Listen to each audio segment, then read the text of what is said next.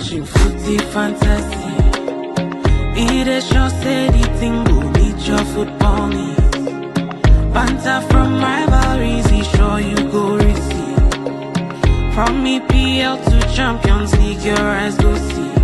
It's footy fantasy, yeah, watching footy fantasy. Footy fantasy. Irration steady tingle, meet your football needs. Your football needs. Banter from rivalries, he sure you go receive. Sure you go receive. From EPL to Champions League, your eyes go see. Your eyes go see. Footy fantasy. Footy fantasy.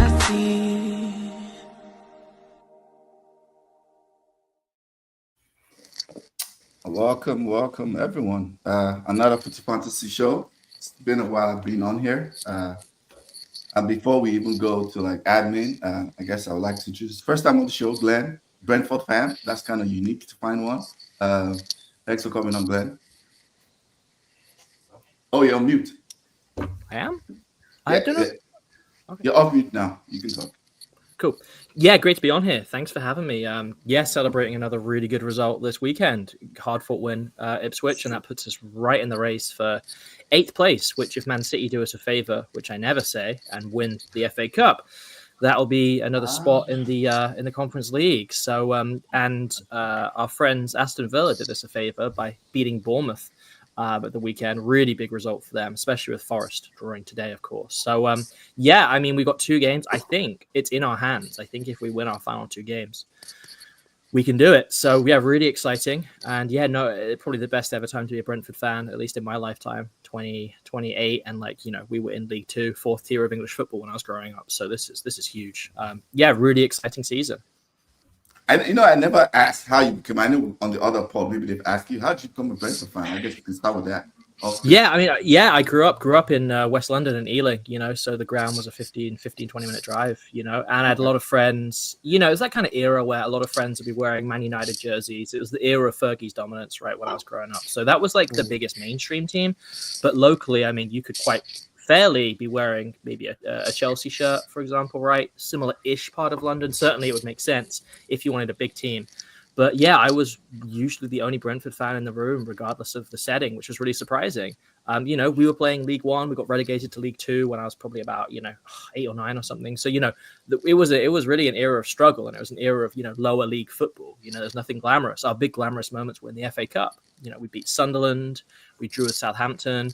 And it's funny because we're better than those teams now, but those moments as a Brentford fan, they were the highlights of like a decade. You beat a Premier League team in the FA Cup. You're in League 1. Huge scenes. So, it's been really, really strange for me to track as I've moved to the US the last 6 years or so to see our promotion. So I haven't seen us play in the Premier League, right? The last couple of games I watched, we were in the Championship still. So, been a fan all my life, but hey, I'm over here and I can watch all our games on Peacock. I can talk to other fans. People want to learn about Brentford. There's no better time to be in the US and be a Brentford fan. Okay, thanks for that history. Most of us here were like fans because we're chasing success, right? So like me, Toby, Judy, that's why we're fans. But it's pretty cool. No, it's also the Nigerian connection, right? For Arsenal, right? Yeah, there was a reason, right? And then for sure, it was success was a big part of it. I won't lie. Yeah. Okay, Toby, thanks for coming on. It's been a couple of weeks. How do you feel? How's it going? Who are you talking to? Toby, you got it. Oh, I'm good. I'm doing well. Why do you? Yeah. I know you tried to get me on a few weeks ago. We just couldn't make it work. So I figured if you keep asking, eventually I'll be able to make it work. So I'm glad to be here. You can have me anytime. Okay, no problem. I'm glad you're here today. Yeah. I'm glad you're here. Judy, how's it going in your world? It's going. I was just thinking as Glenn was giving an introduction, I was like, man, 15 years ago, like I probably laughed him off or something like that. No disrespect, by the way.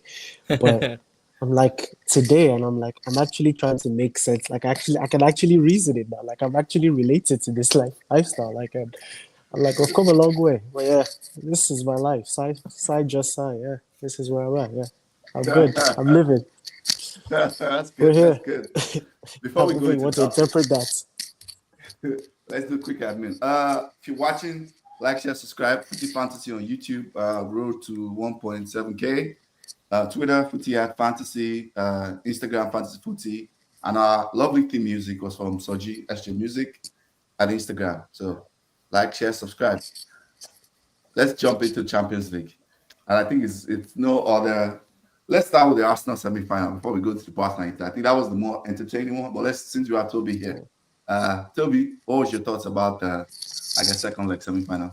I think the second leg, Arsenal came out stronger, like I expected, given the fact, you could argue whether because they didn't have Party or not. Like PSG was overwhelming Arsenal the first half of the first game, right? And I think Arsenal was lucky to go in with just a 1-0 deficit after, let's say, the first 10 minutes of the first game. But I think in the second game, the reverse was true, right? Arsenal could have scored 3 goals in under 12 minutes. Donnarumma had 3 great saves.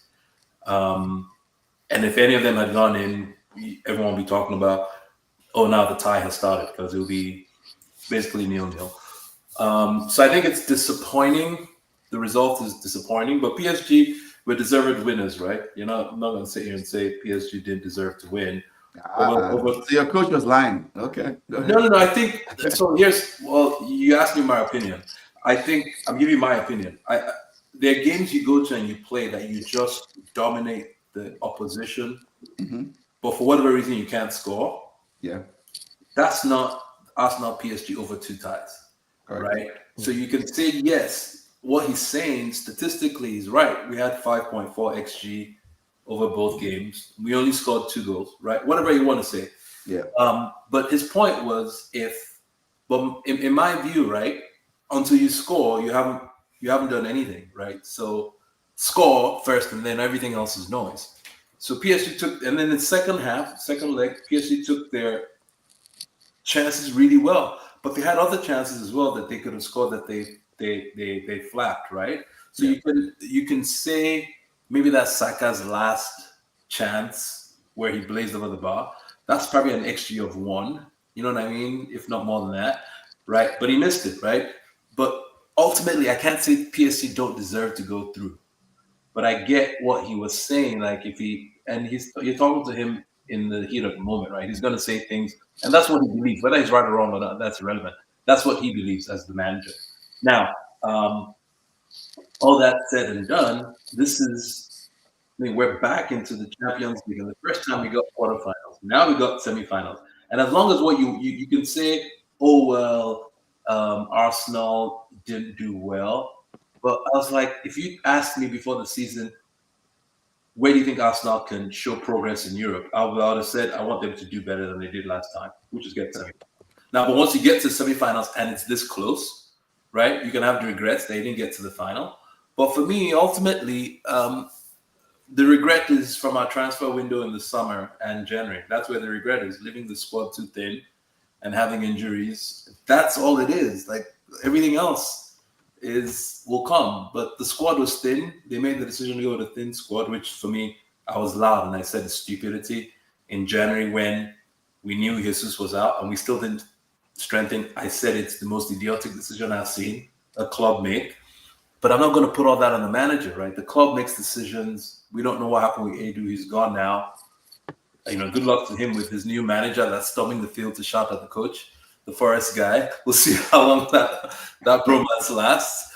But in general, I feel like Arsenal has had a disappointing season, yes, but it could be way worse given what we've had to deal with, right? We could be in United's position 17th with injuries, right? And trying to just head our way into Champions League, right? Or on the final, right? And City has had injuries and they've slumbered, but even if you do everything you can, you don't always win.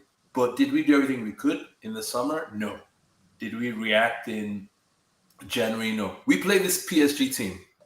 Well, PSG as a team in the group stage. It was an easy 2-0, but it's not the same PSG team. Yeah. And they go out in January and they spend 80 million on one player. Like, these things matter. Like 2 years ago when Arsenal was struggling, when I got Trossard, do you remember that? Mm-hmm. And all of a sudden, just because I got Trossard in January, we went on a 10-game. Like, these things matter. So, I think we lost Ayo for a second. I don't know if we're still recording. What do you guys want to do? Well, it says we're still recording, so Yeah. It says live, yeah. So it's still going. Yeah, keep going. yeah, that's my view of it. I mean, we can wait, or one of y'all can give your opinions if I don't know, but that's my view of it. Yeah, I can hop in. I mean, it's interesting. Over the tie, you had more Sorry. possession, more XG, more shots than PSG over the two matches. But when all's said and done, it's all that matters is the result at the end of the day, and PSG edged it. I don't think many Arsenal fans would be like, oh, it's totally unfair that they went through and we were totally totally dominant across two ties. PSG showed that they're one of the teams who are one of the best in Europe right now. And they're going to demonstrate that in the final, as we'll talk about. But yeah, it's a shame, when you did get that goal back, and you mentioned, right, Toby, that Saka chance, just moments like that this season that maybe haven't quite gone in your favor. Like if Saka knocks that in, it's a different game. It's a different end to the game. The momentum's right in your favor. And that was such a huge moment for him. I remember watching it. I was like, oh, that is your glimmer. Because you always think it's kind of game over. PSG grab another goal or two. And you're like, okay, that's it. But you guys showed you still had determination. You still had the quality to hurt them. But yeah, those moments that games and ties can really hinge on, especially over two legs, that was it. But you put in a really good effort. It was two teams who were really clearly matched. It's really interesting you mentioned the result earlier in the season against them when you were clearly the better team, but they've had the resources and they've used their resources to kind of grow their dominance, right, and strengthen. Whereas Arsenal, like that's been, we talk on the Premier League panel each week about recruitment and stuff at various clubs, but certainly Arsenal. You just can't escape this hanging question mark over, why didn't we strengthen either in the summer or January? And we've had a load of forwards that could have done a really good job for you. Watkins, Tony, whoever, many, many others. They might not even have been first choices. But I don't think you would regret having a decent number 9 in your team this season. And like time and time again, it's just been shown. Like you guys needed that recruitment. And there's only so much you can do. The Trossard example was great when you guys grabbed him from Brighton. That strengthened you, gave you depth. He's a really good player. And you didn't have that foresight. And it must just be crushing, with in a season where Man City fall away and with better recruitment, this would have been your season across a lot of cups and tournaments, and leagues to be like, okay, this is our moment. If only you had strengthened. And I'm curious as to who that hangs with, director of football, owner, where the buck stops with that. But if you had bought a striker, you would probably be doing much better at this point in the season. Yeah, completely agree. I mean, I guess the one question, and I'll come to Chudi, maybe you can, is more towards Toby. I feel like who made the call to like focus recruitment on depth rather than trying to buy a striker? Because I think Arsenal bought a lot of players with the focus on depth so much, and like they missed out on like actually like just focus to get a game breaker forward. Not necessarily a striker, another game breaker. Like you guys are too reliant on Saka, in my opinion. I agree. So I think it's a great debate, and I have Arsenal fans, and we argue about this. Yeah. It's impossible to know. My opinion is this. I think Arteta buys defensive players one season before he really needs them. And then I think he buys attacking players 2 seasons after he really needs them. Like that's just my view of it, right? So I think you could have asked yourself, do we really need Marino as another DM when we had Partey? Yes, we had Partey. Yes, we had Jorginho. We didn't know Jorginho get injured, right? There were players there. Did we really need Calafiori, 40 million, when he had players? Yes, we have 4 injured left backs, but we barely used Zinchenko this season. It's not a bad player, right? So you could say, did you prioritize the right signings at the right time? The answer in hindsight is no. But even the answer in the fall, or in the summer, was also no. There was no Arsenal fan that was happy with the summer. But the club said our number 1 target for the summer was Benjamin Šeško. And they said, Šeško, we need to make a decision before the Euros. And he did. Whether Arsenal told him to or he said, look, I don't want this uncertainty hanging. I mean, when I go to the Euros, I'll decide. But to his credit, he decided, actually, I'm going to spend 1 more year, learning at Leipzig, and then I'll move in the summer. So Arsenal knew before the Euros. And I think it's a very, very good debate to say, why did you go get your number 2 guy? Why did you pivot and get something else? right? The perfect can't be the enemy of the good. So that was the biggest mistake. But even after that, then Jesus gets injured for more than a year because we know he's not even starting next season, right? So let's be clear. That injury was, you're done. And you knew that. And then you get to January and they're like, okay, Saka is already gone for 4 months. Came back in March. So you knew that, all we have is Havertz. But Havertz has been runs the most for the team every week, playing 3 games. So you know the odds of him lasting are low. So then why didn't you do it again? So it's not as if this is rocket science. That's the most frustrating thing. Like, you can't just say it's all bad luck. It's poor planning first, and then the injuries happen. So I blame, Arteta has to take some blame, because I think the only time he was really loud that I want a striker now was in January. He wasn't as vocal as it was in the summer. It was like, we'll use internal solutions and whatnot. But the club also chased away a lot of forward options that could have helped us. We got rid of Eddie Nketiah. I don't know if the board said you must sell before you buy. We loaned Nelson. Nelson could have done a good job on the right to rest Saka for some games. We loaned Fabio Vieira back to Porto. But all those players went out and no one came in all those positions. There was no Odegaard replacement. So he was injured and we were struggling, right? So my point is they made decisions that were clearly risky and stupid. And then the worst then happened. So I blame everyone. Like, the club has some responsibilities because I believe they told them you must sell last year before you buy. And then they tried to move everyone out. But then they failed on the buying. And everyone doesn't know why Edu left. But I can bet you some of it is looking back at last summer, what really happened with Arsenal, right?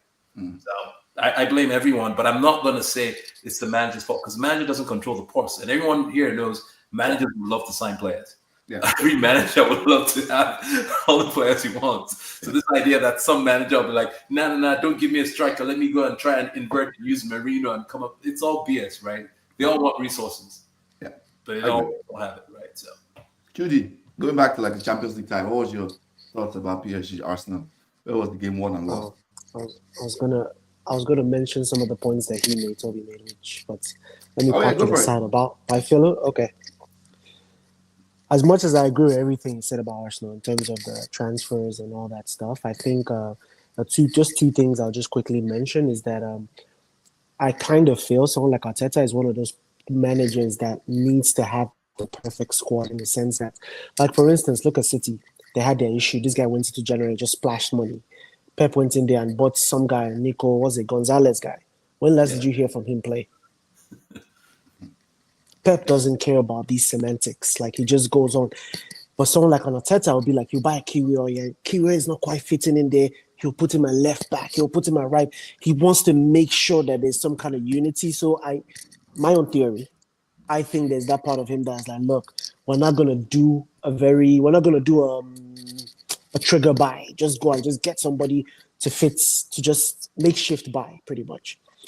I do agree that they didn't have enough planning, but I think it's tougher to say in a January window. Because in the January window, there's only so much you can do, and then you end up doing a trigger type buy. The one thing, after the Sheshko situation, the one thing that's puzzled me more than anything was the fact how Arsenal Ole Watkins was never going to come to Arsenal. That was not...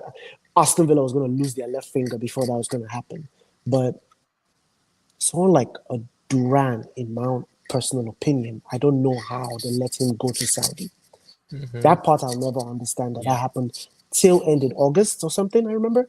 I don't know how that happened. I don't know how Arsenal watched that happen in front of them with Jesus injured and trying to fit in that whole Havertz false nine situation. I don't know how that happened. I don't know how they made sense of it, but it is what it is. I just wanted to just touch on those few things first. But can I respond real quick on both? Yeah. I'll say you're right. Pep has resources. He can go spend. And if it doesn't work, he can do it again. There was a year he bought 3 goalkeepers back to back. He doesn't care. Right? The rest of us, United fans, Brentford fans, Arsenal fans on this call, we can't. Every mistake is very costly on the rebuild. Like, you guys bought Holland and Xerxes. They're not working out. It's going to be very hard to come away from that because of their contract situations. I think my point is, and there's some fair criticism in what you said about Arteta. So I think, first of all, he's young, man. This is new for him. He's 6 years in the job. He doesn't know everything about football. He's a good tactician. He's a good coach. But he's not a good, I know how to go to the market. I know how to solve the situation. He needs someone to help him solve these situations. And Adrian did that well 2 years ago, but Adrian didn't do that well last summer, and we knew it. Arteta is the manager that he needs a Berta, which is why I love the fact that Berta is here. He needs a Berta that says, I know you want Šeško, but let me tell you why you shouldn't get Šeško. Let me tell you why you should go get, as an example, Gyökeres instead. That's the voice he needs in the room. Let's be clear. Like, the dude is gifted. Arteta is a gifted manager, but he's not a gifted administrator. Like, these things come with time. 10, 20 years old. Like, you're not going to learn. He's learning certain things on the job. So he needs a guy that says, I know you want Calafiori, but you know what? That 40 million, I say we keep it and we wait. Since we can't find a striker, let's keep that dry powder and go get. That way, if, to your point, if a Duran was doable, I don't know how well it was because of the wages. And once Saudi talks to you, I mean, you're talking, you make a month what you make in a day there, right? Forget the transfer fee to Villa. That could be solved for it. But like on the other side of it, I don't know how. So I think that's where I'm more excited, is the fact that now there's a grown-up guy who went toe-to-toe with the manager of Atletico Madrid, Simeone. They didn't always agree. This is not a yes man. This is not the assistant that got promoted. This is a guy that's going to say, and he's already saying it. There are rumors that he said, I know you want Juan Garcia, that goalkeeper, but he's like, I don't think we should prioritize a backup 35 million for a goalkeeper right now. Yeah. Okay, fair enough. So, I mean, but you're right. I agree. He's not that guy. Yeah. But anyway, like, just as far as the PSG and the PSG and the Inter, I'm sorry, the PSG and Arsenal game. Yeah. I mean, for me, honestly, I agree with everything everyone has said. Again, this is why I hate the whole statistics, the arguments we're always getting into, whereas, oh no, XG this, and all that stuff. Like, I hate it I truly hate it. I need context sometimes, and I trust my eyes and what I see and whatnot. Not saying that anybody, I think Arsenal came out swinging in that second leg, they did. But as much as I agree with everything everyone has said, to me, honestly, the game I watched, despite the XG and whatnot, I don't think at any point in time, even if Arsenal got that first goal, I don't know what would have happened, but there's a thing where in the semi-finals of a Champions League game or the quarterfinals, there's a thing where you see how players are playing, where you just know that there are people that are ready to die for this thing. There are people that are ready. They're not hearing a no. Inter Milan, when they played Barcelona that year, back there with Jose Mourinho, those guys were ready to die there that day. They were ready, whatever it took. The only way, as much as Barca was a much better team, the only way they could get out of that, I didn't know how Barca was going to win it, even though I knew they were a much better team. So I say that to say is that, like, I personally did not see a time where I felt like, okay, yes, Arsenal could have scored a goal. Yes, they could have switched the tie a little bit, shaken things up a little bit, but I don't think I saw where I'm like, okay, you know what? PSG is gonna lose this tie. And I said that to you. I don't see PSG losing this thing in 2 legs. Arsenal, they're going to fight it out here. They're going to battle it out. Something might happen. I don't know, but I just can't see it. And when I was watching that game, I just with the play, the way, the intensity, the level of running from PSG players, that's just my own say, just to add on to what they have said. Nothing against Arsenal at all, but that was just my own observation personally. Yeah. To wrap up that Arsenal segment, so we can move on to Barcelona because of time. I think 2 things I was disappointed in 2 things. I thought, apart from the first 15, 20 minutes in the second leg, Arsenal should have done more to put PSG under pressure, like with the ball. The long throw tactic that they resorted to and the unnecessary long balls, I was very disappointed in that. I expected more from Arsenal, from Arteta, personally. I did. I expected more. I think the other second thing is PSG just seemed surer with their actions on and off the ball.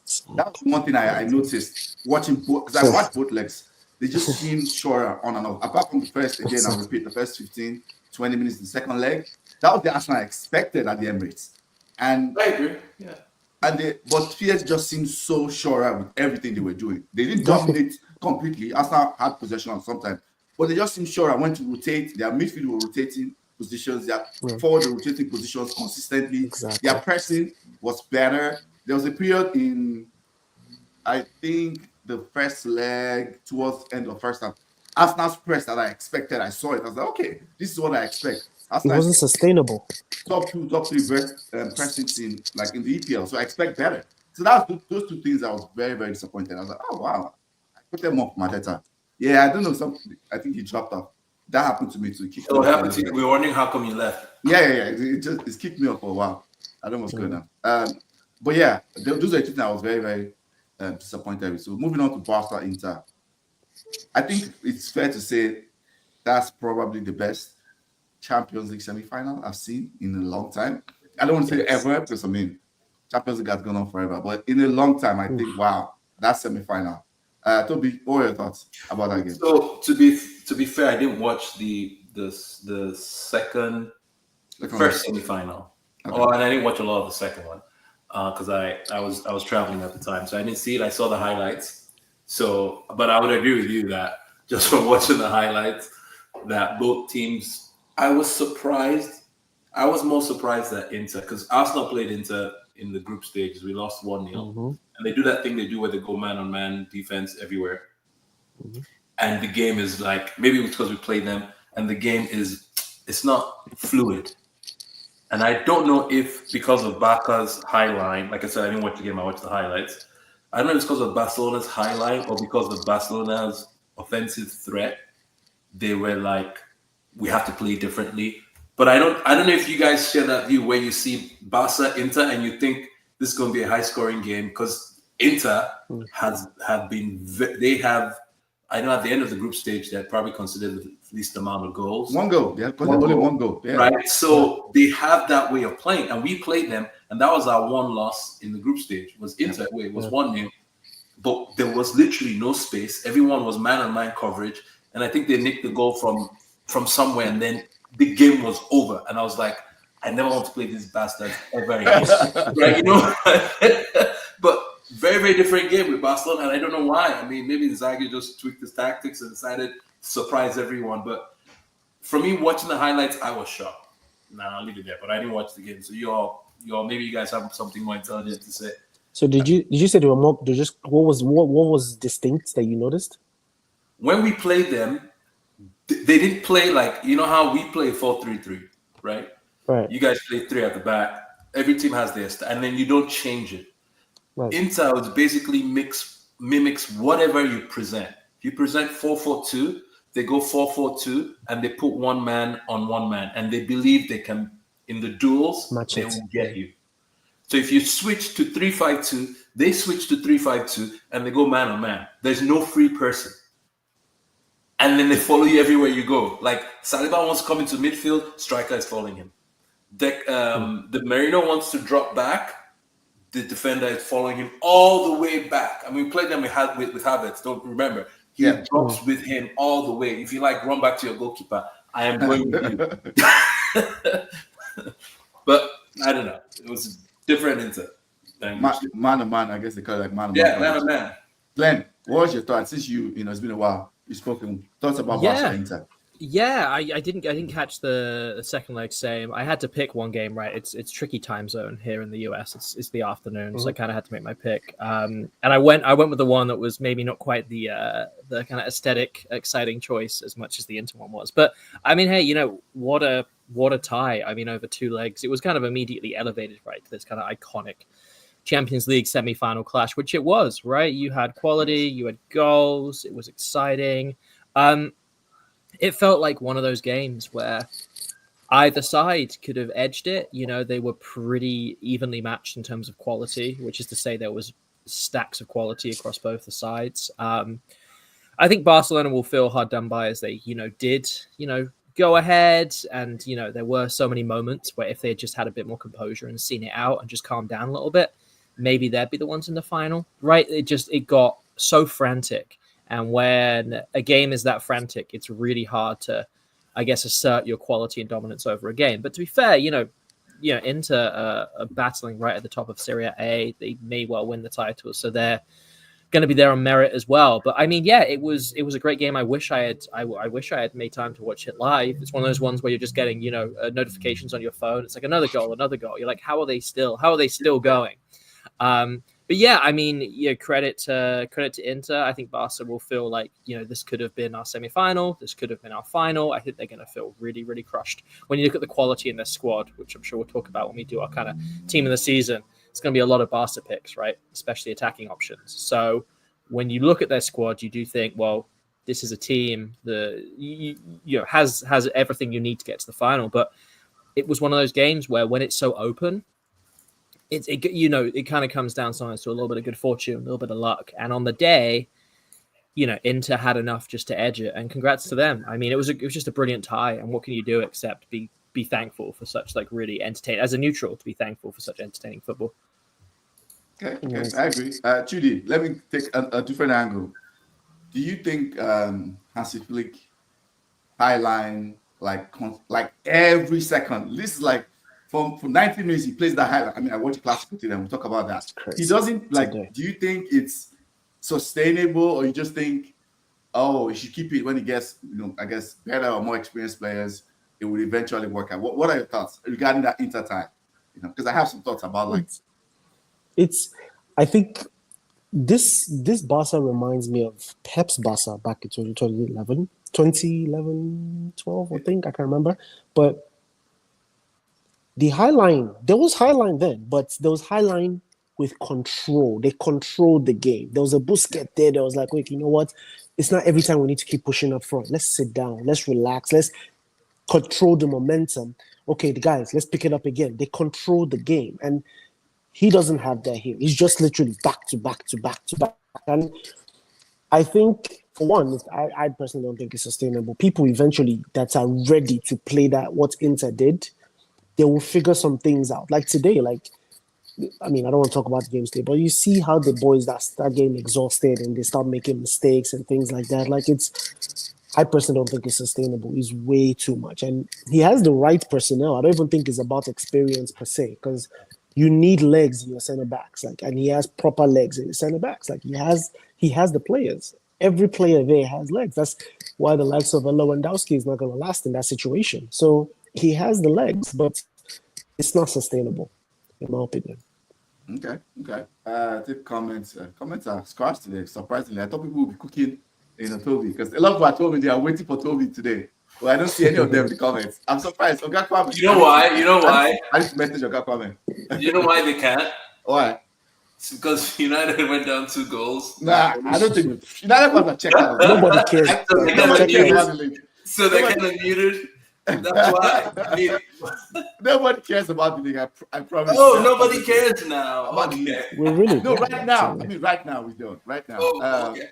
One day call League Idris to look at an interesting topic. Thanks for comments. Razin, I've never Visca Barca sempre owned Galacticos 4 times. That's true, it's 4 times. So my thoughts about that game. I think it's like what he's doing is fine. This is Hansi Flick, right? This is him. It's like just all out attack, all out chaos. This is what it was in Bayern, funny enough.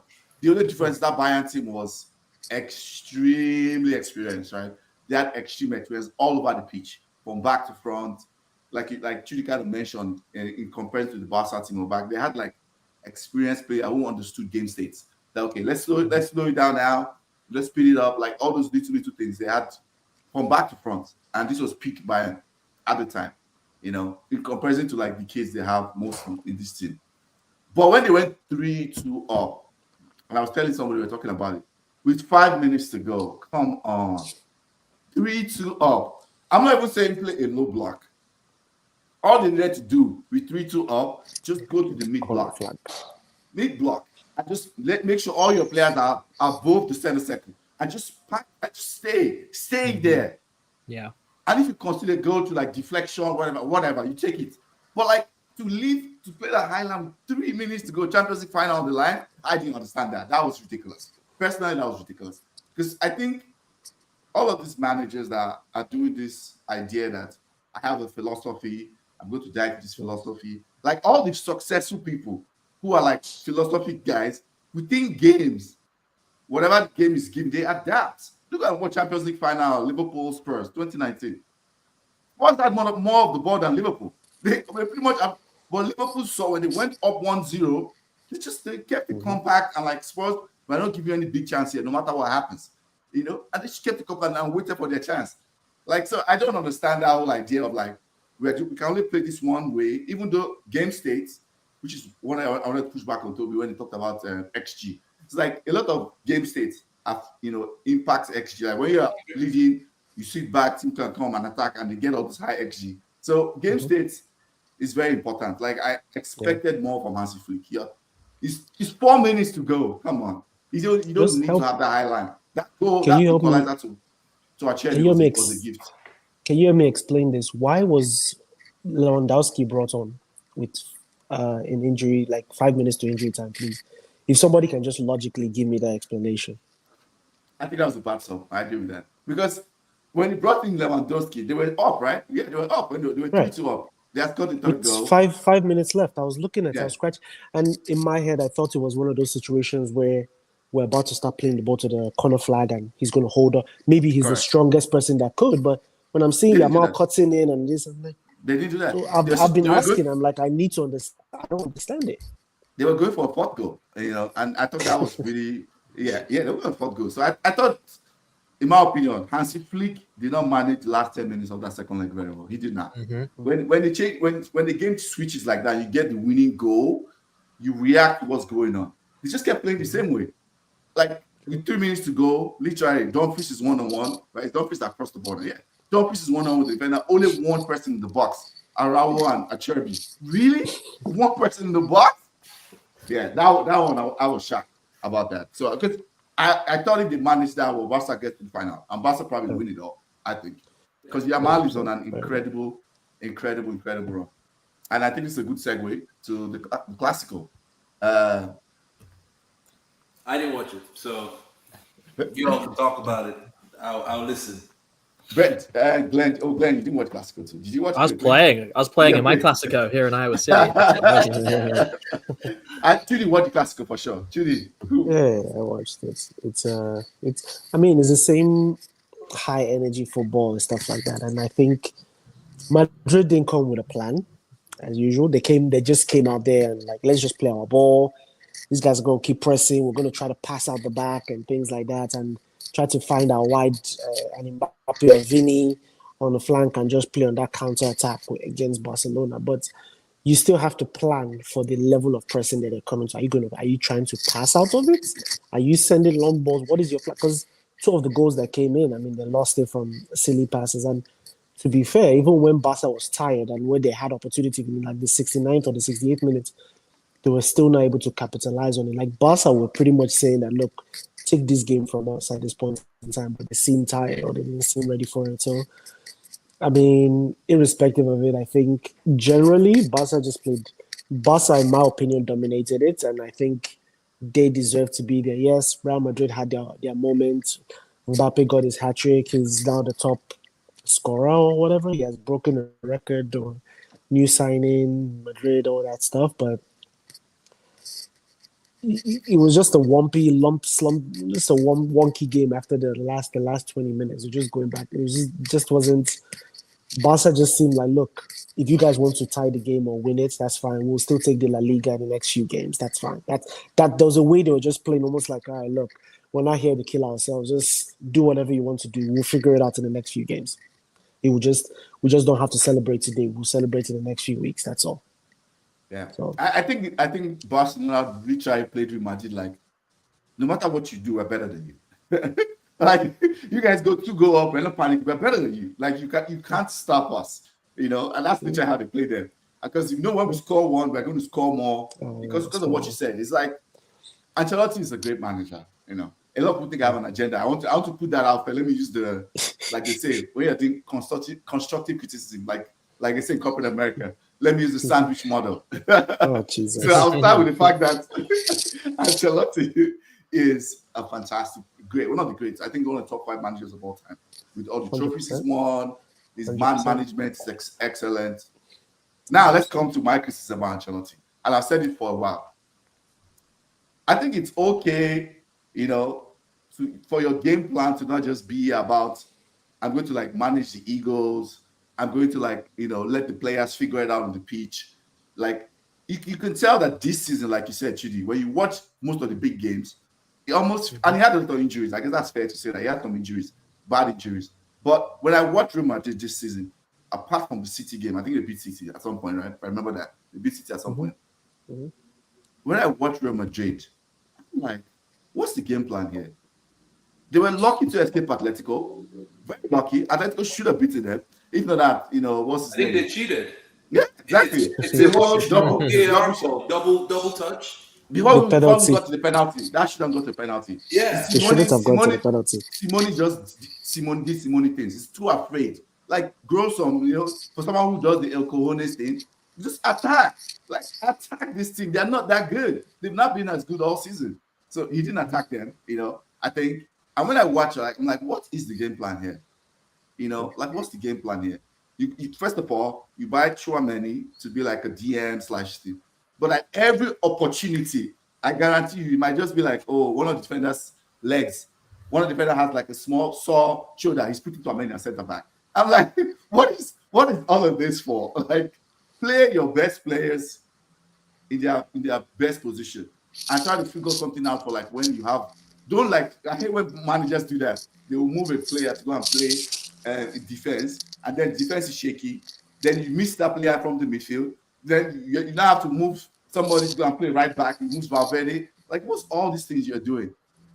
So I am really critical about Real Madrid and the way Ancelotti has handled this season personally. You know, like the game plan just seems like it's not there. They don't do any pressing, and they feel like they can just get away without pressing in modern football. Like, that's not going to happen against a quality team. That you're just going to get destroyed. You know, because it's worked in a couple of Champions Leagues that were very close. But the reason why it worked is very clear, right? It's because they had Toni Kroos. Like Toni Kroos controlling the game from deep and finding those deadly passes. Now, then they go ahead. I think you're always very good in playing the war of attrition, which is when we go ahead, we're going to make less mistakes than you do, no matter what happens, because we have more experienced players and we're going to play on the break. That's how they won, I'll say, the last 2 or 3 Champions League. That's what they do. You know, we'll go ahead, no matter what happens, and then we'll play on the break. So because that's worked a couple of seasons, when it doesn't work, they always look terrible. Like, I mean, I remember City smashed them like 4 or 5-0 to get them out. Arsenal smashed them this season also. So that's the first thought about the Classico. The second one is all about Yamal, in my opinion. I think that kid is incredible. I think it's fair to say he's probably the most incredible 17, 18-year-old we've seen. And at least that I have seen. I didn't watch Pele. I know I didn't watch Pele. Yeah. I think he's even more incredible than Ronaldo da Lima. Like when I'm watching his decision making. Ronaldo was probably a better goal scorer, of course, at that age, but his decision making in big games is incredible. And I think to kind of go back to the Inter game, I think that was the reason why I think it was Toby that said he was surprised when they changed and they were attacking and all of that. I think what's his name? Inzaghi figured out that my players are running on fumes. If we try to just sit back and give Barcelona the ball, Yamal is going to break us down. There's nothing you can do about that boy. So we might as well know that we're going to concede goals, but we have to set up in a way that we can hurt them too. So I'm going to commit players forward. In the point, I'll try to press them. I'll try to keep 3-4 players high so that when we win the ball, we can break quickly and score. And I think it was the right choice. If they tried any other thing, but like, oh, let's just sit back and give them all the ball. Oh, yeah. Yamal is going to break you down. There's nothing you can do. He will go 2, 3, 4 people and whip the perfect cross. And then you are destroyed. You know, so because people tried that beginning of the season. I remember, like, I think in the first Classico, they ended like 4 or 5-0. Madrid tried to give them all the ball and sit in the low block. Yamal just destroyed the low block. Like, he just go to 2, 3 people and I'm just like, who is this kid? So, I mean, that's my own thoughts about Classico. I think Yamal is incredible. And I think Real Madrid have to rebuild sensibly now. And that's for next season. They just have to. Yeah, they have to. I think Real Madrid has too long done. Real Madrid had a model. We buy the best players and the coach has to figure it out. Mm-hmm. Yeah. And it's worked for them just because of how big they are. And if you amass enough talent over the years, you would win everything. And I think what's happening now is PSG tried that model. It didn't work for them.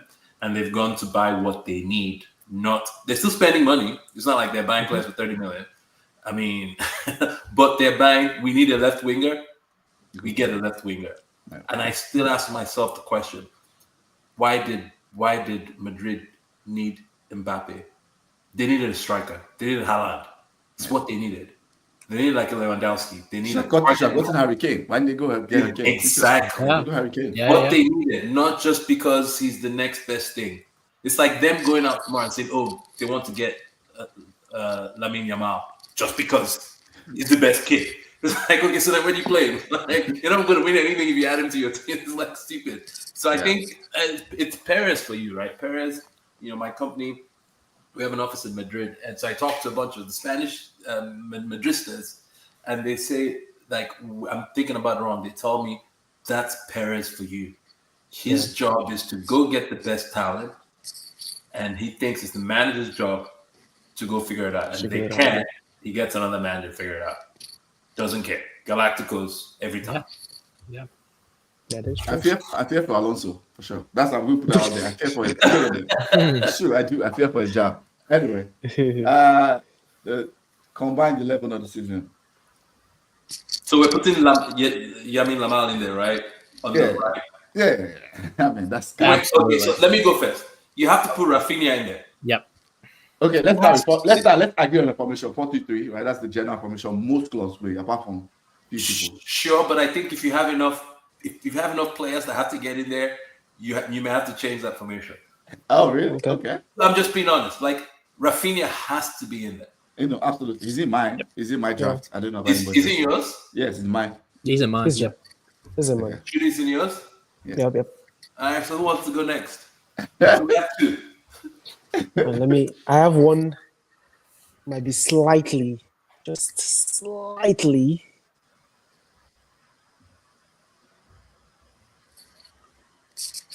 Dumfries. Okay, where's he going to play? Right back. Right back, Dumfries? Interesting. So it's between, I can't agree. Both the two of them, both DeMarco or Dumfries for me, but I think Dumfries edges it for me in terms of consistency in every single game that I've seen, defensively and everything.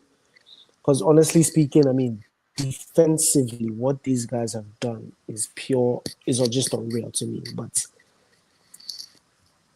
I don't see, now that I think about it, I think right back for Dumfries. That's my first controversial name. Okay, so wait. Let's agree. We speak Yamal and Rafinha. Is that correct? Mm-hmm. Yeah. Okay. So if I win in 4-3-3, that position is gone. For your right back, striker. Should we go striker first, or? Yeah, let's go striker. Let's build from front to back. Okay, let's build from front to back. That's my bad. Okay, I didn't think about that. So, Judy, what's your striker? Since you're Who's your striker? I have mine here, looking at stats. If you're not ready, we can go to Glenn. I'm not ready. Let's go. Glenn. I'll just agree. Who's your striker? Well, can we not fit Dembele in with this formation? I'm imagining. You can put him as striker if you want to. Yeah, that's where he plays for PSG. That's why he was playing for PSG. That's where he plays for PSG. He plays as striker for PSG. I would put Dembele, and I'd say Harry Kane is in the picture, but I would lean Dembele because he's just uncontainable at his best. I can agree with that too. I would look at stats, and I'll go with Guirassy as a striker, even though Dortmund is out. He's 13 goals in the Champions League, and I was looking up stats today. The only person close is Rafinha on 13. Yeah. Lewandowski on 11. I get Dembele is getting to the finals, but if I'll put Guirassy in there. Dortmund. That'll be my striker. I mean, we don't have to agree. But that's the guy I'll put there first. Dortmund is my second team, right? But I want to go what Chidi has said earlier, like start, but let's add context. So I agree with Glenn. I think Dembele has been incredible in this season and in the Champions League. He has impacted. How many goals does he have in Champions League? Let's ask that question. Maybe, I don't know, 5, 6, 7, maybe. Harry Kane has I need to pull up. Lewandowski has 11. Rafinha has 13. Guirassy has 13. Let me see how many does Dembele have. I need to go pull up my stats. I think Dembele is peaking now. You get my point. And over the last couple of games, but I know he has the most goals. I remember I heard it start back in March or something when after they beat somebody. Who did they beat then? Villa. He has the most goals since January. Dembele has like 30 something. In all competitions. In all competitions. I don't disagree. Yeah, most goals I than think Harry Kane has quite a number of goals in the Champions League. No, I mean, it's not a wrong take because they're in the finals, right? It's like saying, like, don't get me wrong, you can use that as a good argument as well. I was surprised when I looked at the stats today that that's why I was like, I mean, but you can put one on the bench.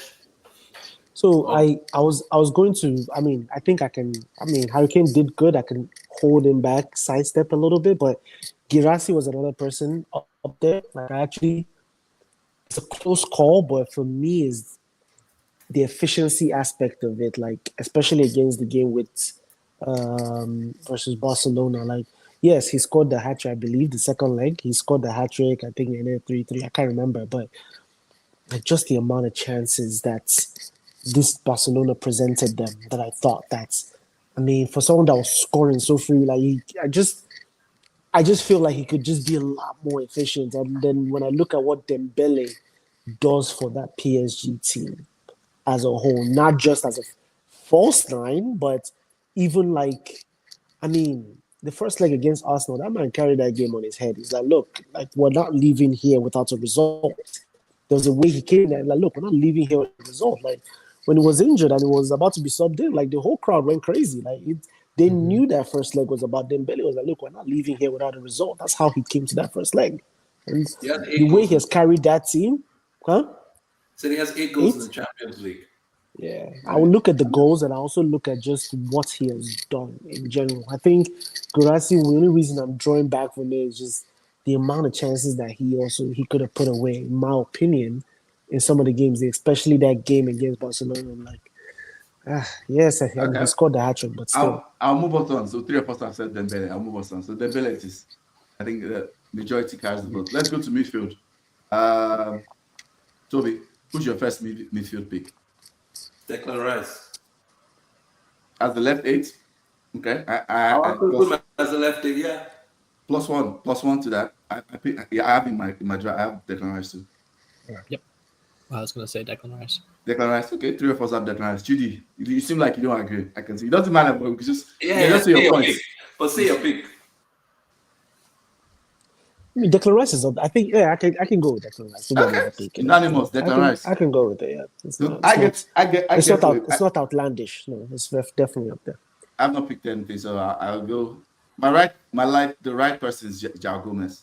João Neves, not Gomez. Neves. João Neves has been incredible in this Champions League. His work rate, like going to press up front, carrying the ball, he's been all the games I've seen, he's been incredible. You know, he's been one of the reasons why PSG didn't get completely outrun in that midfield. And I know he played the group stage game, right? Toby, he played that game in the group stages? Mm-hmm. Maybe he didn't play too well. I can't remember. It was a long time ago. Oh, yeah. He might have played. But in this game, he was one of the reasons why Arsenal did not walk all over their midfield. Yeah, I completely agree. He was. Yeah, no, I would. Yeah, for sure. And I saw him do the same thing against Villa, against Liverpool. So that's why I'm not just saying like the Arsenal tie. In the Liverpool tie and Villa tie, he was incredible. So that's my pick. Anybody agree on with João Neves? It's hard to pick any PSG midfield because I feel like Neves, Vitinha, and Ruiz, all the 3 of them, they're just magnificent throughout. Like I was even leaning towards Vitinha, but I have no problem with Neves at the same time too. Like I don't know who is who at this point. Like those guys are that 3. I cannot disagree. There's one elephant in the room we've not talked about. So that's 2 now. Neves, Rice. Who is the last midfield pick? Judy, you go. Pedri for me. Yes, I have Pedri in my draft. You do? Pedri has to be there. Yes. Pedri for me. Do you agree with Pedri? I like. I like Pedri. I have Pedri there. So Pedri has been incredible. I don't have strong opinions. So are you say Pedri sits as a 6? Yeah. Him or Rice as 6. Put him in there because we need to put him in there. Who's that? are we saying he has to get in? Or are we putting No, in there Neves. because he's the best 6 in the Champions No, League? so He Neves. has to get to. Neves can play at 6. Neves can play. So you at put six, Neves as so 6. Yeah, Neves play at 6. Yeah. Or you can play Rice. Rice can play at 6. You know that's the original position. Yeah, but I don't think Rice six. has been the best 6 in the Champions League. So- That's the issue. I'm only putting Rice in there because, like, yes, he can play as a 6, Yeah. but his best positions has been at left 8 in the. That's why he gets in. Okay. But you're right. I guess you could rejig it if you think those 3 are fine. And I wouldn't. I don't have strong opinions on those 3. Honestly, I think those are. It was either going to be Pedro or Vitinha for him. Pedro has been incredible, man. Like I watched Pedro those both times. Apart from Yamal, Pedro played out of his skin in those both times. Even today, I watched him. I'm like, this kid is ridiculous, man. He is ridiculous. Let's get this person's. Daya wants to know any thoughts on pragmatic Carlo getting owned 4 times this season by philosophy flick in 1 season. Jesus Christ. Anybody wants to answer that? Hey, I said like Toby mentioned that like Mbappe was their undoing, and I will say it confidently. Yes, he has 27 goals. Yes, but this guy was still Ancelotti was still switching up formations from diamond to 4-3-3 to 4-2 to this. He did everything all the way till January, February this year. It took 5-6 months to figure out something that he could actually do consistently. This man never stuck with a formation for like 3-4 games. Like he was just trying everything, just throwing the balls at the ring, like hoping something will stick. But so I think, you just do it honestly, and hopefully, like I said, we pray for Xavi. You see how Xavi gets it going. Okay, let's pick our back 4. Let's move again. Let's pick our back 4. Glenn, who are you picking first in your back 4? Oh, it's tricky, isn't it? I'm seeing if there's any way we can squeeze in some kind of utility players who have been good we've missed. I mean, I'm looking at Kimmich and Hakimi as players who are kind of on my list, and I'm wondering if we could squeeze them in. But that's a little tricky. But I'm wondering if there's anywhere we can slot them in. Garcia came up obviously with a huge goal, which is get some recency bias from him. But yeah, just a few names I wanted to throw out, at least across the kind of defensive area of the field, whether we can squeeze in any. Yeah, I like Hakimi as a right back. I'm fine with that pick. Yeah. Hakimi as a right back. I forgot about Hakimi. Fair enough. I like him as right back. Toby, do you have any? Are you against Hakimi? I had your boy a secondary pick there, Timber. As a secondary Yeah, pick. I'll put Timber secondary. I think the difference is Hakimi scores, right? Yeah. And so I think on that front, he edges Timber. But if I think of, do I think he's the best man-on-man right back in the Champions League? No, he's not. But they're in the final, and I don't know how we do a team of Champions League team of final, and we only have Dembele in there, right? That's not fair to that PSG team. We have Neves. Remember? So we have Neves. Okay, yeah. But I mean, I'm fine with Hakimi can go in. Timber could be a close second. He can be on the bench, whatever. Like that's fair. A big elephant room. I'm just going to throw in there. Bastoni Wait, hold on. Bastoni has to be. So wait. Before you go to centre back, so we're saying that Hakimi, then Timber before Dumfries, though. You know what? I agree with Dumfries' pick. Dumfries was injured. Remember that he only came back for the semi-final. Dumfries did not play against Bayern. Dumfries did not play. Dumfries has been injured for like a couple of months. He was out for like 2 months. Yeah, that's the reason why I can stand with Dumfries' pick. It was a legendary performance. That against both legs, he had 2 goals and 3 assists. It was incredible against Barcelona. But he just didn't have enough games. He was injured. Fair enough. So that's why I think Hakimi. Okay, centre back. I think nobody's going to argue Bastoni. Bastoni, look, Bastoni might be one of the best defenders in Europe, guys. And this is not even controversial, in my opinion. On and off the ball, that guy is ridiculous, in my opinion. So I'll say one thing slightly because I know we're close to time, but like, let's not miss that. Let's not fall into that whole bias of team performance versus individual performance. Yes, Bastoni had an amazing game, but remember that thing I said about PSG and Arsenal in terms of the fire in these guys' eyes. There's a team. There's a way where a team plays with crazy fire where you not separate an individual. It's a very different subject altogether. So I'm saying let's just be very careful with it because that same defense had Damian. He also had Mkhitaryan, all these guys there, left and right, still running That's why plays I'm at not the mentioning age. them. So That's I what I'm know, talking but I'm about. just saying that it's like a lot of people were looking like standout players out there, left and right. Oh, Bastoni has been That's what I'm incredible. saying. Let's be careful. Even against Bayern, he was incredible. All right, fair Bastoni enough. for Let's me, just be careful. unacceptable. Okay. All right. Okay. Does anybody agree with Bastoni? I don't disagree. I could go for that one. Fair. Yeah, I'm fine with it. Somebody else can pick the next center back. I'll just. Who wants to go? Who's his partner? Toby, who's your partner for center back? Is Bastoni the right centre back? Is it left center back? Sorry? It doesn't matter. Left center back. I don't think we're gonna go that level of detail. I don't really have a good pick. The player I would have put in there is injured for Arsenal. I would have put in Big Gabby, but he's injured. Other than that, I don't have strong opinions because it's not Saliba. He's not been at his best this season. Yeah. I agree. So at least from an Arsenal perspective, when I look at some of the other teams domineering centre backs, I think someone else to pick. I don't have strong views, and I don't think the PSG. I don't think PSG centre backs. Marquinhos wasn't that great, but his partner was good. I think Pacho, the Pacho He's guy done was good. Pacho.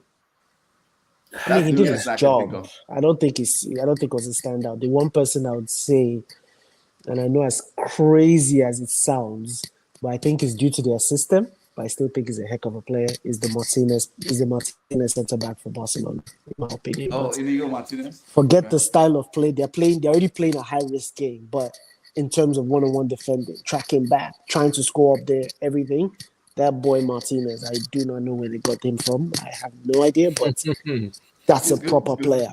That's a proper player for me. So you guys are the tiebreaker. Toby or Glenn, who do you pick? Pacho, PSG, or Martinez, Barcelona? I go Martinez. I like. He's a good pick. Okay. I think they're both good picks.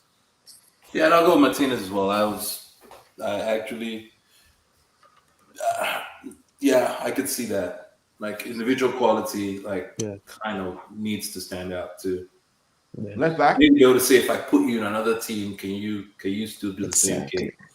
If you can, then yeah. For left back, who do you guys have as the left back? I don't want to influence this one. Let me hear what you guys have. Me here first. You guys go first. You go I have for it. two names. I have one, Nuno Mendes. That's the name I have. I have Mendes or DeMarco. Yeah, that's a very good picnic. Who do you have, Glenn?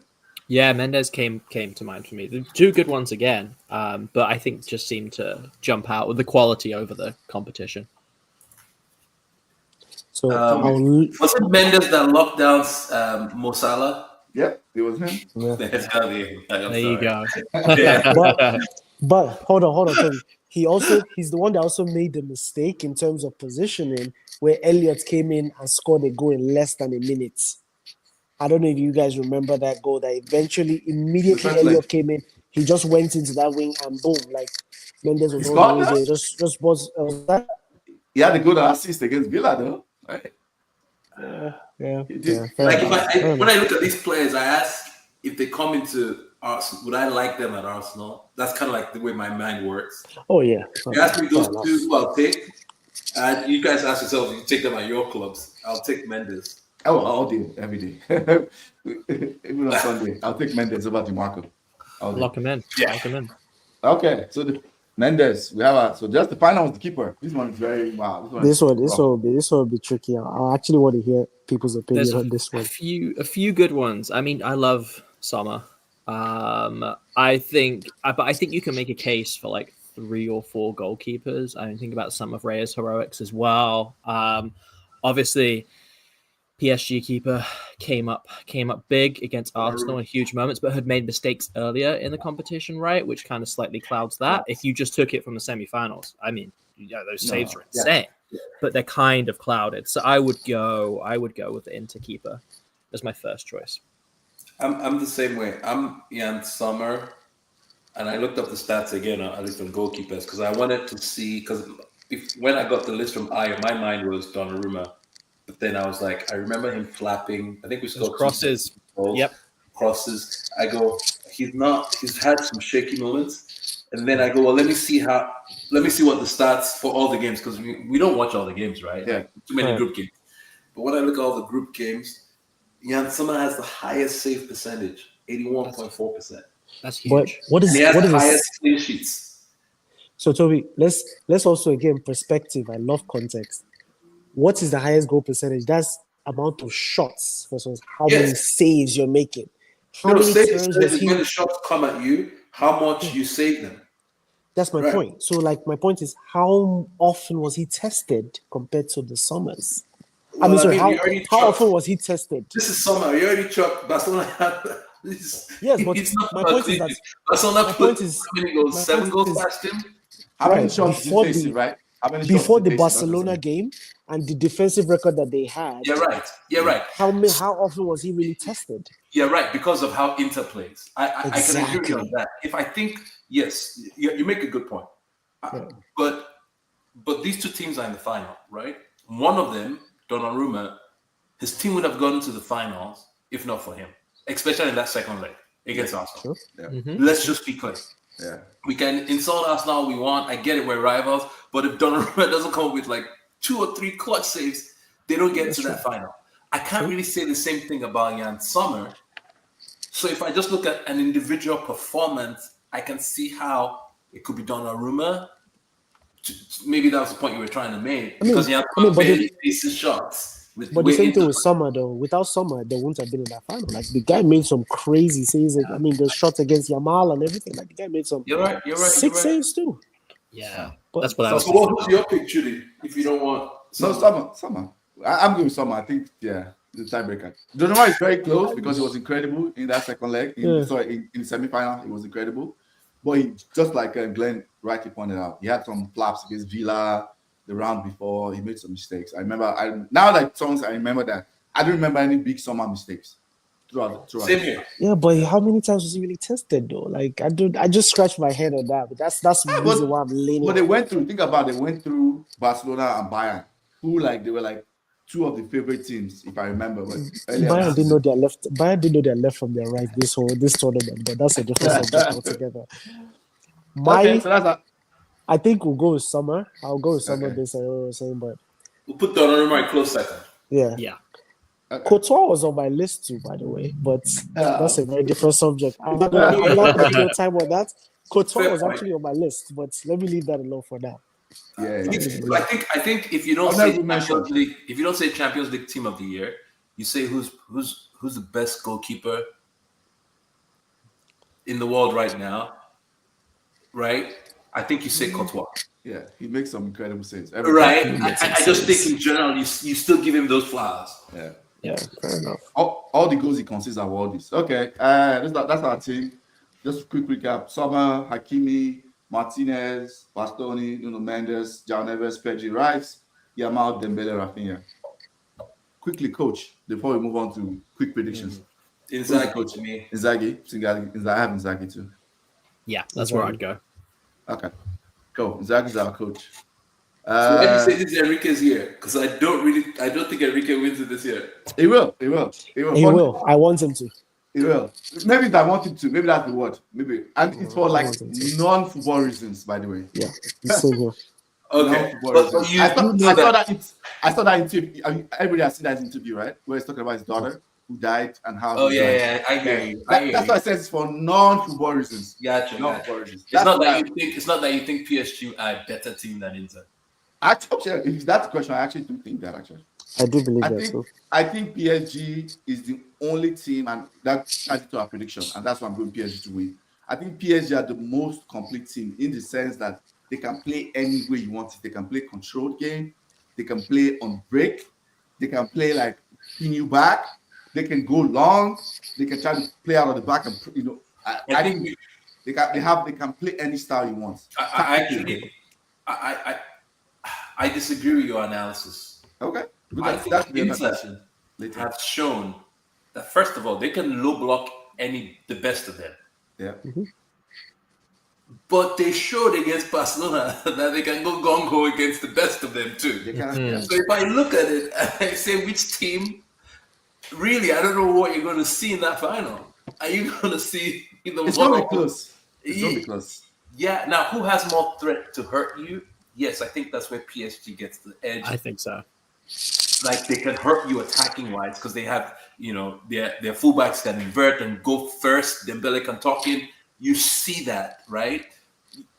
But it'll be a great final. Like I think either team Who's can your win. pick? I'll put my money Just- down. My prediction is Inter. It's okay. Mine is PSG. Glenn, who are you going with? PSG, but I love the debate, right? And I think it's going to be a really interesting battle of styles, of approaches, and it's a pretty mouth-watering final. I mean, this is slightly, exaggerated by the semi-finals we had, right? If maybe it's not this insane scoreline, maybe you're just like, okay, good clash. But yeah, I'm really excited to see it, and it's one of those games. I feel like if you play it on FIFA or whatever, you simulate it 10 times, could be 30, right? You know what I mean? I think it's going to be that tight.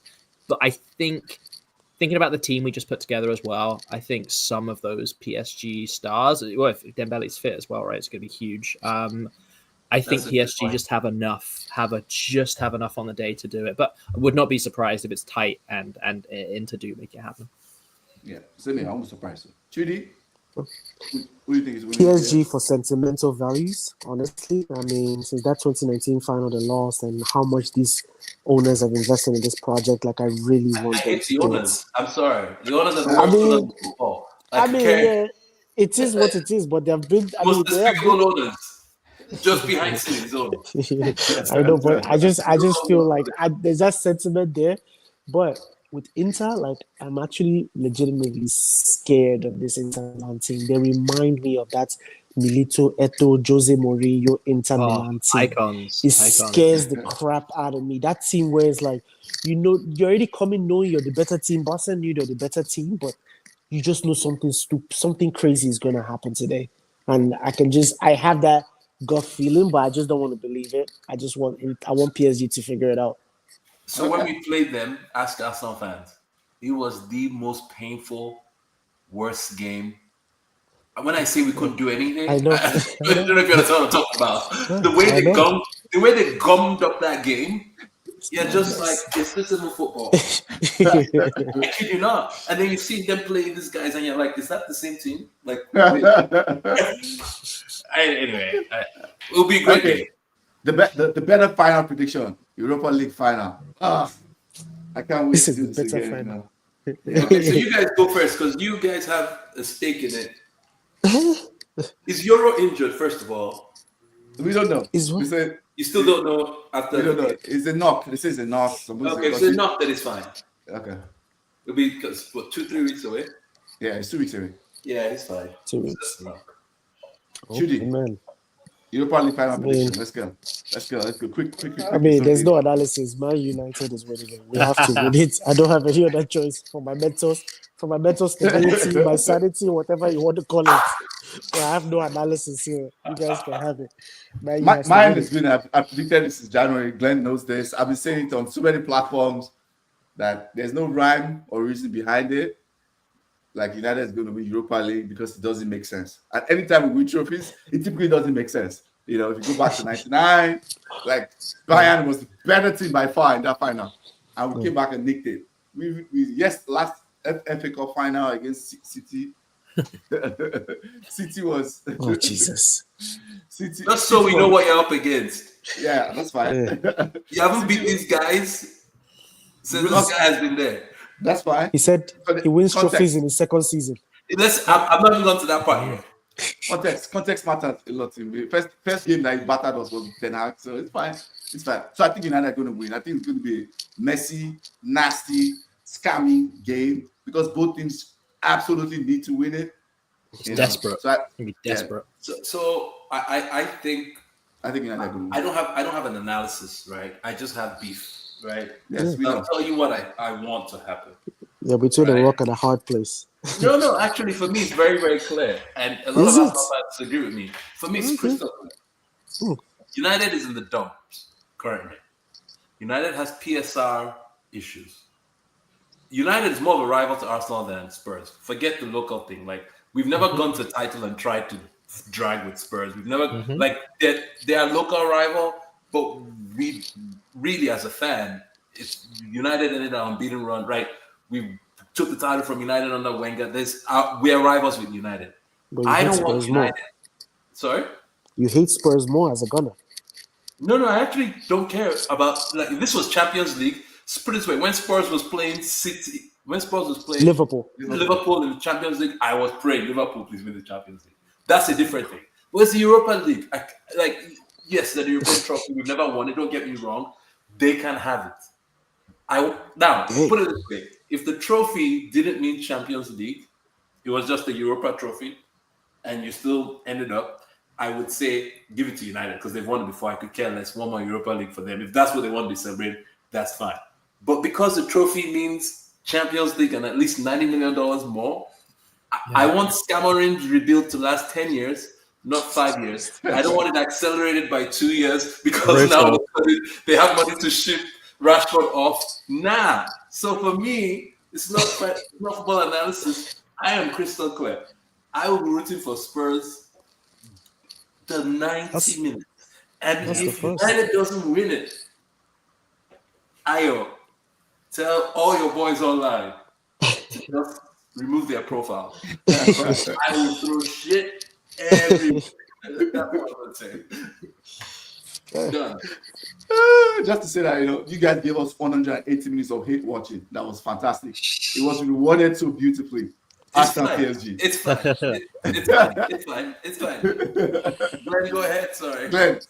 No, Toby, I love it. I love your you kind of gone for the bigger picture analysis there, which I really appreciate. You want to like take the hammer yourself and like nail it into the United coffin, and then you want to jump on it, and then you want to dance on it. That's what you're trying to do. I respect it. I respect the hate, but I also respect you seeing them as more of a long-term rival, right? Obviously, they have in the short term, but like I appreciate you're like, they're the bigger danger in that long term if this Amarin project picks up pace.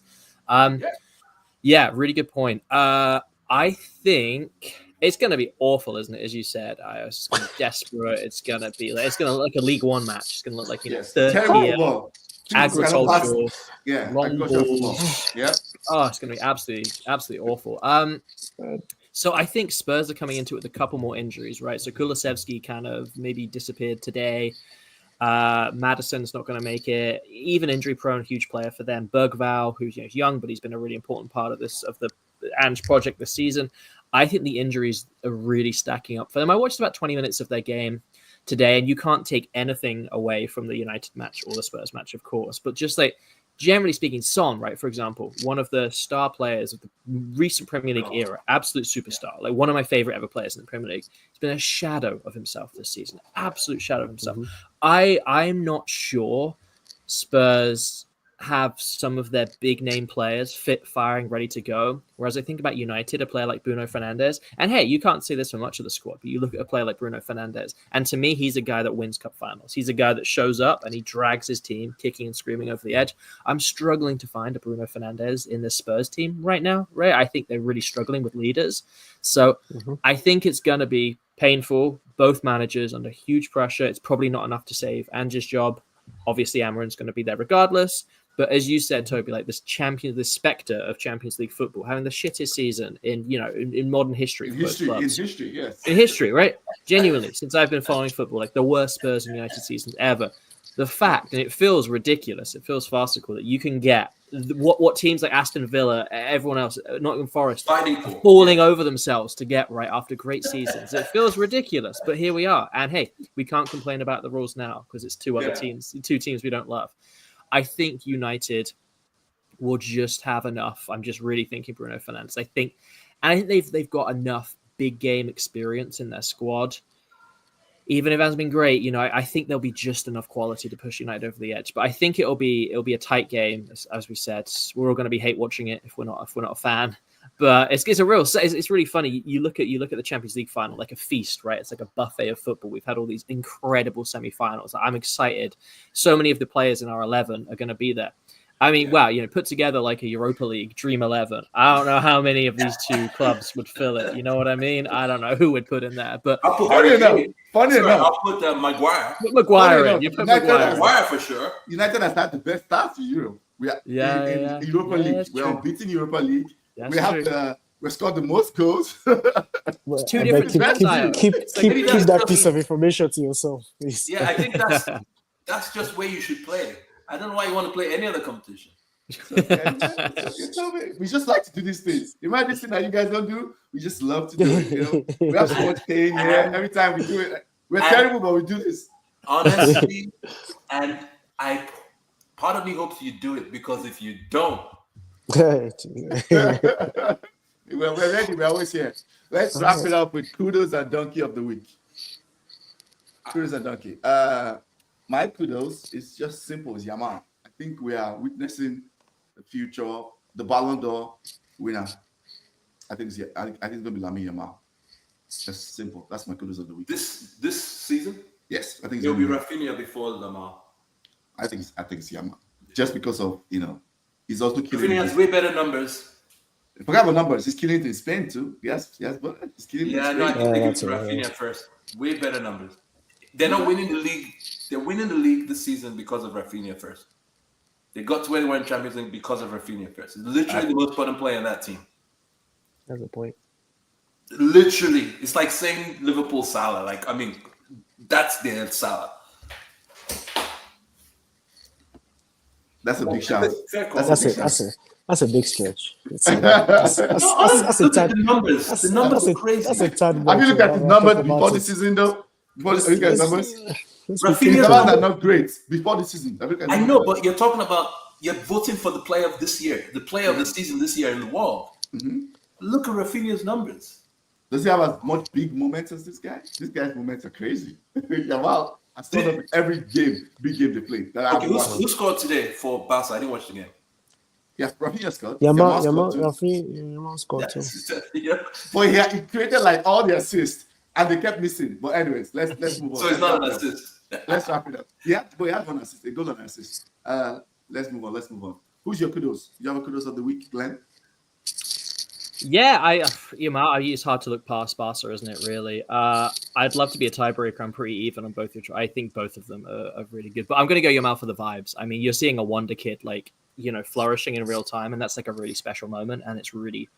He's going to be one of these players that you remember, and you're talking to your kids or, younger people about it. And you'll be like, we were kind of watching it when he burst onto the scene. And, I think especially with the result today, it's just this is his moment right now. So I agree with Rafinha as well, Toby. I'm not saying necessarily one or the other, but just the vibes of that young superstar. That's a really compelling narrative. Okay. Toby, you have a kudos for the week? Oh, if we're just doing kudos, I think I'll just give it to Rafinha since we're sticking with this trend. Okay. He has 34 goals, 25 assists. It's crazy. That's wild, by the way. 34 goals, 25 assists. Lamine is wild, by the way. Has 16 goals, 24 assists. Right, so he has more assists than Lamar, 15 more goals than Lamine. That's what you're talking about. Those numbers both of them sound like a Nikola Jokic type number. Double. Yeah. 24 assists. It's crazy. One has 24, the other one has 25. But then he has 34 goals. No, it's crazy. Let's put it this way. If he wins it, I won't Yeah. That's how I felt. Judy, do you have a kudos for the week? For me to be an outlier here, I am going with what's his name? Not to make sure I still balance my sentiments, but would be Acerbi. And the reason why is the fact that when he scored that goal and he took off his shirt, I was like, wait, you just tried to why are you taking off your shirt? Why is all this hype? So I went back and I was reading the story about how he lost his dad, had testicle cancer, then fought it twice, and this shit from different teams, and now came back, and man, that took me out, man. It's a crazy story. So yeah, so that's my own kudos for the week. Donkey of the week, Toby. Nicholas Jackson. Oh, okay. What did he do? I had to go red card. I didn't see him. Oh. He elbowed a Newcastle player. To be fair, right? Just to look at that situation, I think it was one of those things where, as a striker, I mean, if you play ball, right? If you're a striker, the ball is coming in the air and stuff like that. Yeah. You're trying to get your ground. You're trying to not necessarily make space, but you're trying to get your ground. But it's one of those things where You looked at it. That's the issue. Yeah, but When I don't think it was sees going it, your elbow. It's one of those things where it's like if the ball is coming, you're trying to get your ground, so let the ball so you can start positioning. But the guy just got his head. But it was very clumsy to look. I Yeah, think. yeah. For me, he cost Chelsea the game, and Yeah, and if yeah, Chelsea 100%. goes on to not qualify for Champions League because now they've lost 2 for 3 games, his next game is the Conference League final. It was a straight red. They'll make Champions League. 100%. They have United to play. They'll make Champions League. Wait. But let's be honest. No, they have the lowest probability after today of making top 5. That's true. That's true. They have to play Nottingham Forest on the last day. Yeah. Exactly. That's So a huge I don't know if it's the lowest or the second lowest, right? So you have to say now your team has to go play the next 2 games without you. And this is their crunch time. Like them winning the Conference League is not like you guys winning the Europa. Doesn't get them out of jail. It just gets them to Europa. Who do they play before Forest? Manchester United. Play United. That's a freebie now. United that's a freebie. We're on the beach. In the league, we're on the beach. That's free 3 points for them. Jesus Christ. Okay, well, I mean, he's my donkey because you don't. That's like I get it when the ref calls you second yellow, blah blah blah. But that's like don't let your team down. So for me, that's why it's my donkey of the week. Okay, who's going next? Let's wrap it up. I can throw in one. Surely, I think number one this weekend has to be the owner of Nottingham Forest running on the field, berating the manager in full view of everyone. I mean, that is shambolic for him to do what he's done with that squad, for them to be overachieving to such an incredible extent, and to get like a dressing down, like you're in high school or something. I'd struggle. I get Jackson for sure, Toby. That's a decent in a normal week. That's a decent choice, but like the Jackson thing for me is like incomparable to like an owner treating a manager who has overachieved on a magnificent scale like that. That was like donkey behavior to a T. So that's my choice. I would agree with you. Yeah, I that was actually my donkey, Marianakis, that's his name, and that was my donkey of the week. And totally agree with you on that front. And I think what's his name, Nuno, came out on the press conference saying that the reason behind it was because he didn't sub out Awoni before the injury. He had made his last sub, and Awoni was still playing, so they had to go down 10 men against the Leicester that's been underperforming, and they could have nicked it because now they went down one man with 10 minutes left, and they could have gotten something out of the game. But I'm like, why are you even making that noise then? But when I went through this guy's history, since he's bought the team in 2017 or so, he has run through at least 9 managers, by the way.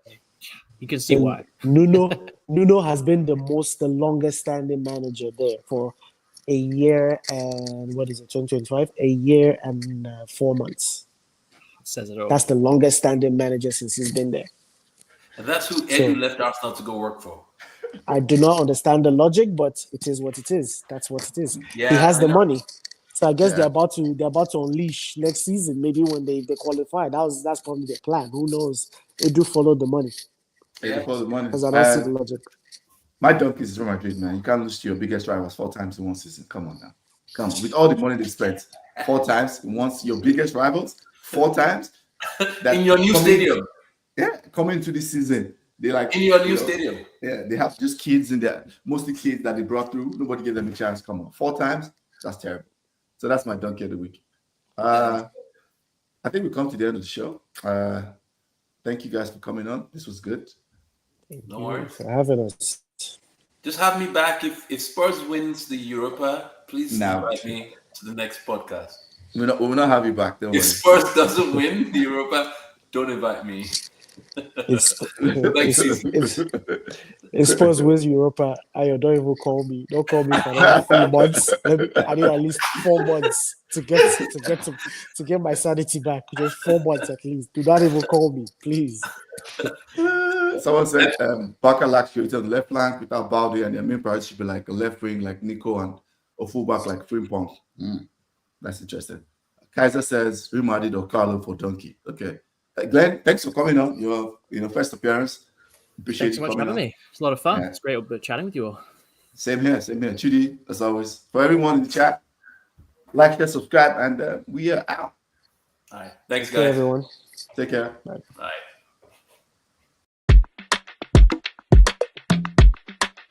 You're watching Footy Fantasy.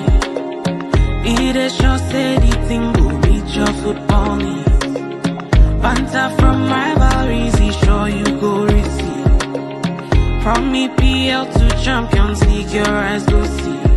It's footy fantasy, yeah, watching footy fantasy. Footy fantasy, it is sure say the thing go meet your football me, your football me. Banter from rivalries, he sure you go receive. Sure you go receive. From EPL to Champions League, your eyes go